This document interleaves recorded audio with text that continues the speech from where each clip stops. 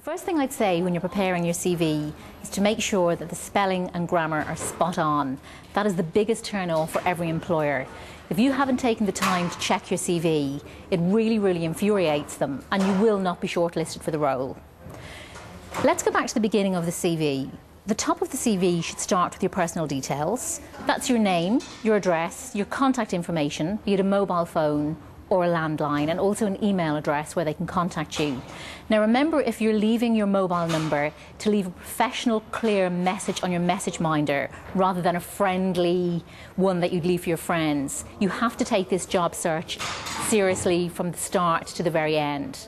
The next part of the CV contains your education. Keep it short, highlighting any degrees you have plus professional qualifications. There's no need to go back to your intro or junior cert because we can see that you have your degree, so obviously you've got those qualifications as well. The next thing we're going to look at is the most important part of the CV, and that's your experience to date, so your career record. In your career record, you're starting with your most recent experience first. Highlight the company name, put a brief summary as to what the company does, and then in bold your job title. Include your dates, and then underneath that, in bullet point format, in short sentences, highlight your skills and what you've actually done, so the job spec for your role. It should be probably 10 bullet points per role that are relevant. Moving on from that, if you've had 2 or 3 jobs, keep them in the same format.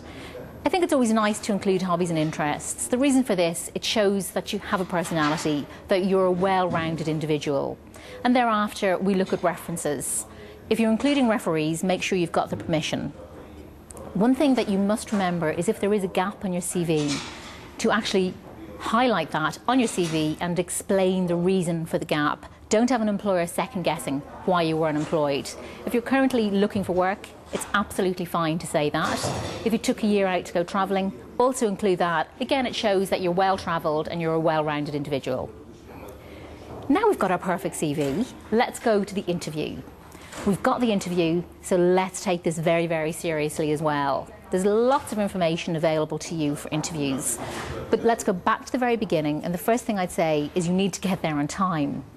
Take the drive the night before, so that you know exactly where you're going. It'll take the nerves out of it for you. So you get in your car, you get in the bus, and you know exactly where you're going.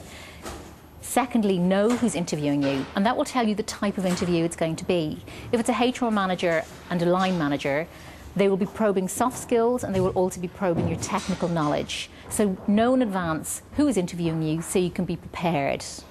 Have questions prepared, because at the end of the interview, it's highly likely they're going to ask you for any questions you have for them. So have some relevant questions prepared for the interviewer. It shows that you've thought about it. The other thing that's coming up more and more are competency-based interviews. So make yourself aware and familiar with what that's all about. That's a whole minefield, and there's a lot of information out there. But I'd recommend you go on to www.brightwater.ie, and there's a whole section on that website that will include all the information you need on competency-based interviews. Good luck with the job search. Again, back to brightwater.ie. There's information on the CV's preparation and all the tips you need for the interview.